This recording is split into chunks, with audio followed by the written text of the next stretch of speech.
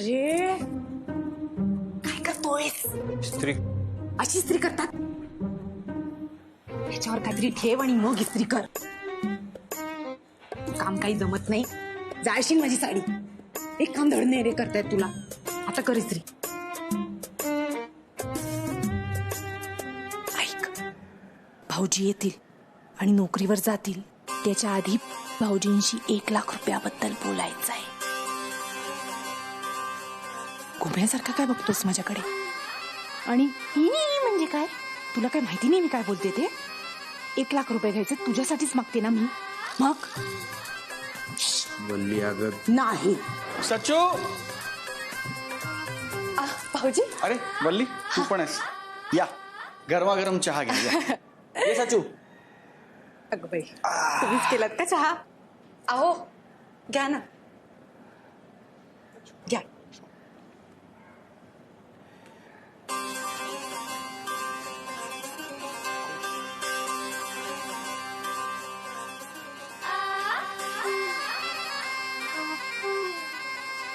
दादा मला 1 लाख रुपये हवेत. नोकरीसाठी हवेत.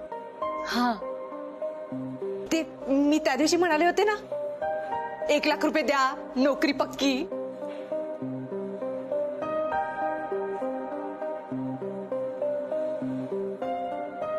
तुला हवेत ना? करूया ना काहीतरी. माझं जे काही आहे ते तुझं आणि वल्लीचंच तर आहे.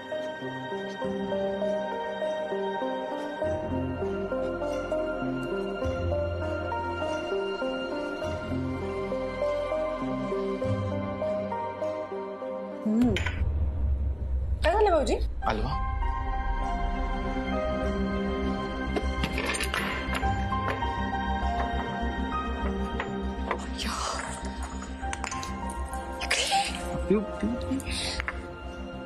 त्यांनी जर काय दिलं नी असं करू नकोस. जे काय देतील ते घे. तुझ्या कळलं?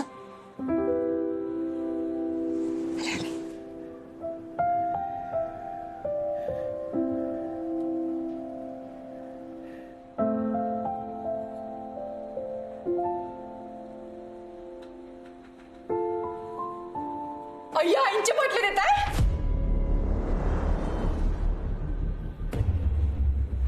वल्ली ही माझ्या आईची शेवटची आठवण आहे ग. चला, या पाटल्या देऊन यांना नोकरी लागली तर स्वर्गात आईंना किती आनंद होईल नाही? बाई ग. बरोबर आहे तुझं वल्ली. फक्त विकण्यापेक्षा आपण त्या तारण ठेवूया. म्हणजे मी माझ्या पगारातनं हप्ते भरून या परत आणू शकेन. नाही, ह्या पाटल्या हा उमरा ओलांडून कुठंही जाणार नाहीत. का? माझ्या नवऱ्याला नोकरी लागली हे बघवत नाहीये तुम्हाला? अगं तर स्वतःच्या पायावर उभा राहिला ना तर तुझ्यापेक्षा जास्त आनंद मला होईल. पण त्यासाठी या पाटल्या वापरायच्या नाहीत. मावशी मी आणीन त्या सोडवून ग. मेलेल्याची तिरडी आणि गहाण पडलेला दागिना पुन्हा घराचा उमरा पाहत नसतो. तुम्ही आमच्या घरातल्या गोष्टींमध्ये का बोलताय? कारण त्या माझ्या आईच्या पाटल्या आहेत. तिने आयुष्यभर घातल्या आहेत. तिच्यानंतर ताईने वापरल्या. दागिने म्हणजे काय तुला खालून मिरवायची वस्तू आणि आडी अडचणीला मोडून पैसे कमवायचं साधन वाटलं का? यात माझ्या आईची माया आहे. काय करायचं मग त्या मायेचं? करायचं तरी काय? जर दागिने मुलांच्याच कामी येणार नसतील तर ते दागिने हवी तरी कशाला? का पैसे उभे करायचे सगळे रस्ते बंद झालेत का? होतेच कुठले अजून रस्ते? दागिने आणि हे घर एवढंच आहे आमच्याकडे. मग विका घर. चालेल, त्या निमित्ताने तुमच्यासारखे घुसखोरे घराबाहेर तरी पडतील.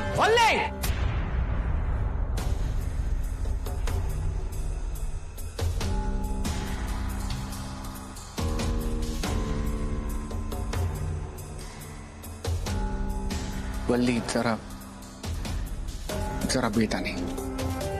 नाही भाऊजी, आज तुम्ही मला अजिबात थांबवू नका. आज मी बोलणार म्हणजे बोलणारच. या प्रत्येक वेळेला मला हिणवून बोलत असतात, बाहेरची बाहेरची असं म्हणून प्रत्येक वेळेला माझा उल्लेख करतात. अजून काय करायचं हो मी, ज्याने यांना पटेल की या घरावर माझा सुद्धा हक्क आहे. हे घर तुझं नाहीच आहे, हे माझं आणि माझ्या ताईचं आहे. आता ताईचा हिस्सा सौरभकडे आहे. तू मला घुसखोर म्हणालीस ना, पण मी ज्या भागात राहते ना ते कागदोपत्री माझ्या नावावर आहे, कळलं ना? कळलं मला ते. पण आत्ताच भाऊजी सुद्धा म्हणाले, बल्ले जे माझं आहे ना ते सगळं तुझं आणि सचिनचं आहे. बघ त्याचे संस्कार बघितलेस, तूही अशी वागतेस, पण तो तुला वाऱ्यावर सोडायला तयार नाहीये. बरोबरच आहे, कारण त्यांना माहितीये या घरासाठी मी काय काय केलंय. नाही, खरं कारण हे आहे की माझ्या ताईनं एक चांगला माणूस घडवलाय.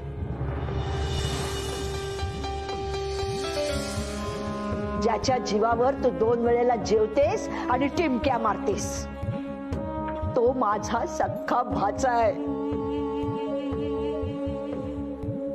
माझ्या ताईनंतर मी त्याला वाढवलाय.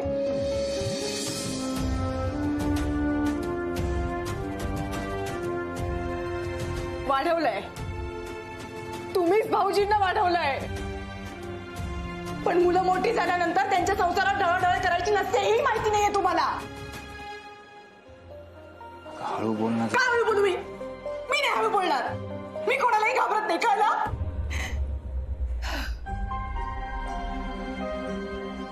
भाऊजी त्या पाटल्या मला द्या.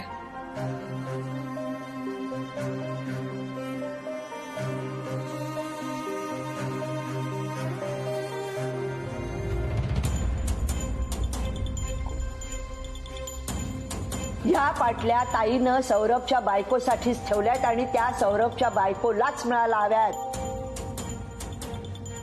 सौरभ, डबा आत नेऊन ठेव. मावशी, सौरभ,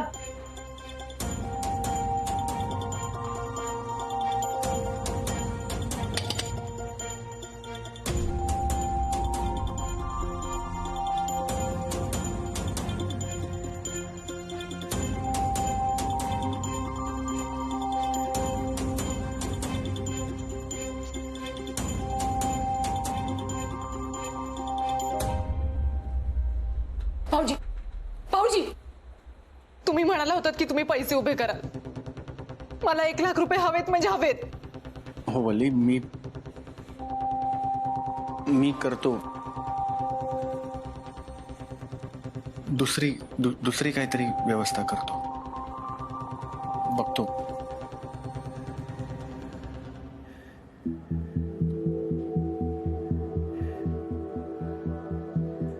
येतो.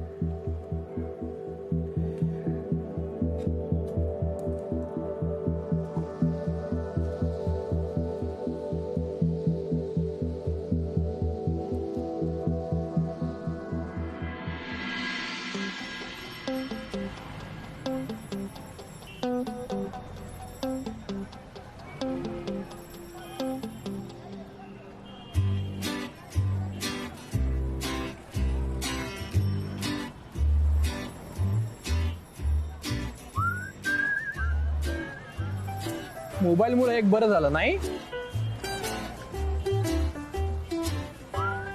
हॅलो, किती वाजले? 10:23.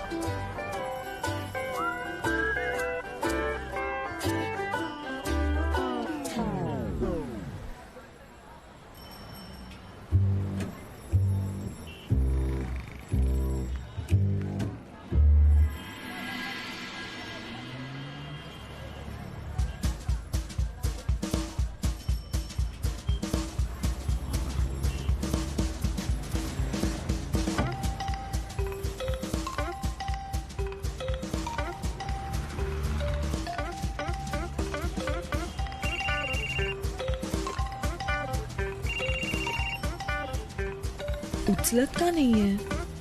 उचल.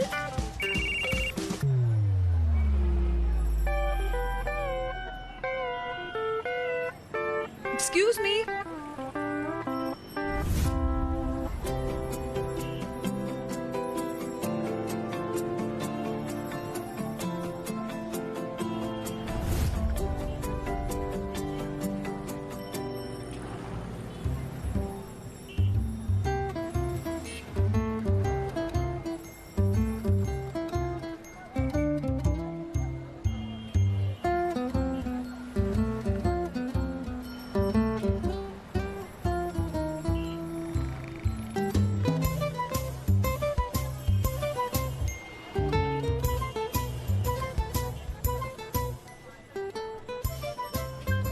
एक्सक्यूज मी, त्या बोलवतायत तुम्हाला.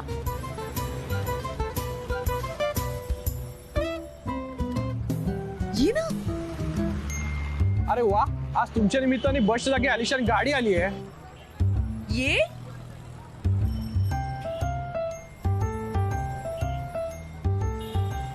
चल. चल.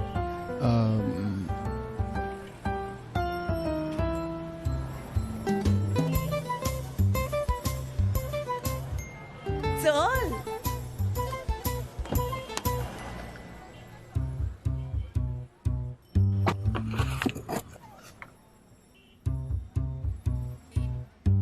Good morning. Good morning.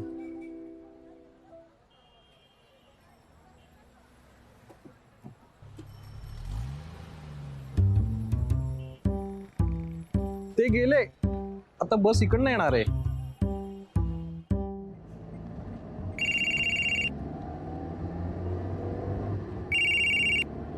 Hello. अरे शिंच्या, ती कोरफड चोळून चोळून नवीन गळू व्हायची वेळ आली. कोण बोलतंय? अहो मोरोपंत एडके, स्वतः या नंबरवरून फोन करता आणि वर मलाच विचारता कोण बोलताय म्हणून. मेल्या मोऱ्या, आवाज बदलून बोलतोस काय? हे बघ, मुकाट्यानं माझे 500 रुपये परत कर, नाही तर वसुलीसाठी फौज पाठवेन मी. अहो, मी सौरभ पटवर्धन बोलतोय. मी घरी गेलो ना की तुमचा निरोप देतो. हा,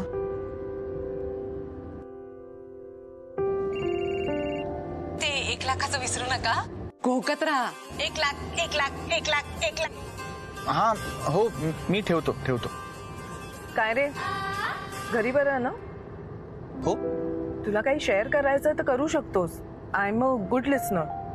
नाही, मला माहितीये घरच्या गोष्टी शक्यतो शेअर कराव्याशा नाही वाटत, पण फॅमिली म्हटलं की काही ना काहीतरी होतच, हे समजू शकते मी. नाही म्हणजे आमचं हे जरा वेगळंच आहे. अच्छा, तुमचं काही स्पेशल आहे का? तसं नाही. मग कसं? पट्या, सांग ना रे. पट्या, काय बिनसलंय? मंडळी रागावली आहेत का?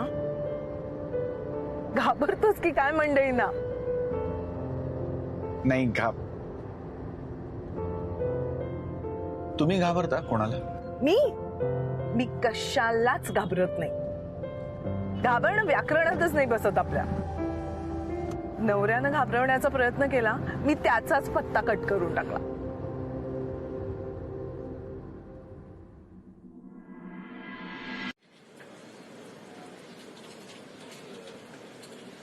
पट्या, जरा 1 मिनिट.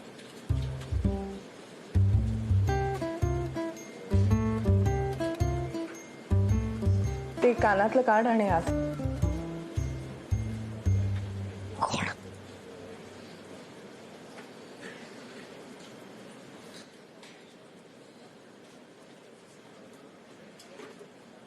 आजची वर्कलिस्ट लिहून घे. लिहून? तुझी डायरी कुठे? माझ्याकडे नाहीये. थांब, इकडे असेल. That's not yours. सो एखादा पान घेतलं तर एवढं काय बिघडेल ना? नाही. आत्ताच्या आता बाहेर जायचं, स्टेशनरीच्या दुकानातून एक डायरी विकत घ्यायची आणि त्यात मला कालचा स्टेटस रिपोर्ट आणि आजची वर्क लिस्ट दोन्ही लिहून हवंय.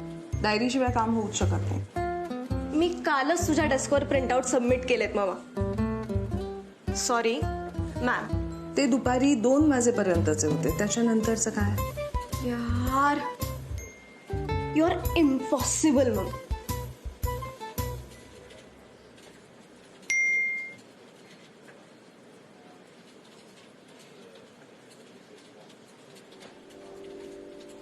दामलेंची एक खोली 1 लाखाला विकली गेली.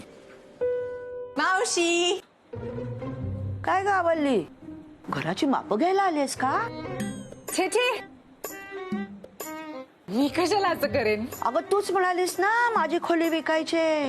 एव्हा ना तुझ्या डोक्यात तो गिराईक मिळाला असेल, पैशाचा व्यवहार झाला असेल, तू तर चांगली पैशाच्या गादीवर लोळत पडली अशी. मावशी तुम्ही म्हणजे ना गंमतच करता. ते मी वाटी द्यायला आले होते. ही वाटी माझी आहे का? हो तुमचीच आहे. काय बाई मला आठवतच नाही ग. तुला सांगते 4-6 महिन्याचं असेल ना तर मला आठवतं.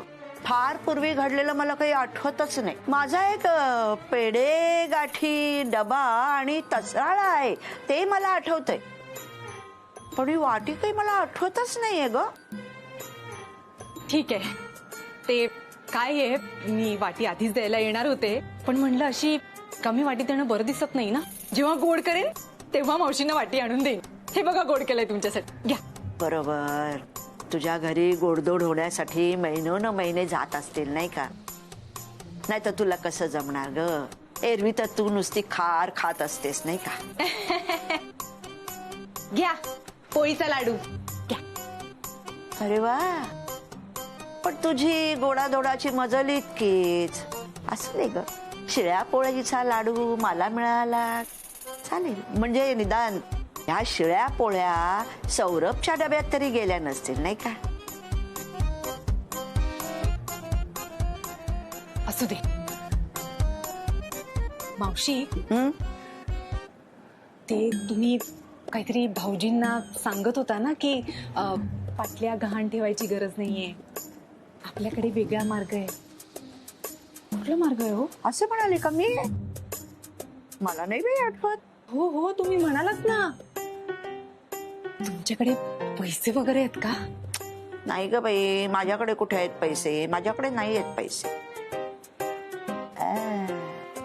पण माझ्याकडे एक गंमत आहे. ते तुम्ही काहीतरी भाऊजींना सांगत होता ना की पाटल्या गहाण ठेवायची गरज नाहीये, आपल्याकडे वेगळा मार्ग आहे. कुठला मार्ग आहे हो? असं म्हणाले का मी? मला नाही बाई आठवत. हो हो तुम्ही म्हणालात ना. तुमच्याकडे पैसे वगैरे आहेत का? नाही ग बाई, माझ्याकडे कुठे आहेत पैसे? माझ्याकडे नाही आहेत पैसे. पण माझ्याकडे एक गंमत आहे. काय गंमत आहे? तुला सांगते. सौरभनी बाजूला काढून ठेवलेत पैसे, पण तो तुला देईल असं काही मला वाटत नाही. अगं आता सौरभचे हात पिवळे होणार आहेत. असं काय करते? मी बोलले नाही का तुला? गप्प बसाव तुम्ही मावशी, काहीतरी बोलू नका. आता भाऊजींच्या आयुष्यात कोण येणार आहे या वयात? अगं ती गाडीवाली. गाडीवाली? नाही नाही, मी तिला भाऊजींच्या आयुष्यात येऊच देणार नाही. तिला पण चेचेन आणि तिच्या गाडीला पण चेचेन. हे अवल्ली, असं भलतं सलतं काही बोलू नकोस. अगं पुढे जाऊन तीच गाडी तुझ्या मदतीला येणार आहे. सौरभ त्याच गाडीत बसवून इकडे तिकडे सोडेल ना तुला. खरंय. तुम्हाला माहितीये, तसंही भाऊजी सांगतच होते, सचिन माझं जे काही आहे ना ते सगळं तुझंच आहे. पण तुझ्या मोठ्या जाऊबाईंना नाही पटलं तर? मग तुम्हाला ये रोड्याला सोडायची वेळ आली तर हीच गाडी उपयोगी पडेल ना. नाही नाही, तसं मी होऊच देणार नाही. मी तिला घरातच येऊ देणार नाहीये. त्याचे लग्न कसं होतं? आता त्यापेक्षा नोकरी कशी मिळेल ते बघ ना. जरा हातपाय हलव नोकरी मिळवण्यासाठी, नाहीतर तुझ्या नशिबात फक्त अंधार आणि अंधारच आहे. लाडू घ्या. खोटारडी आहे मेली, बघतेस तिला आता. महा डांबीस मुलगी आहे ही.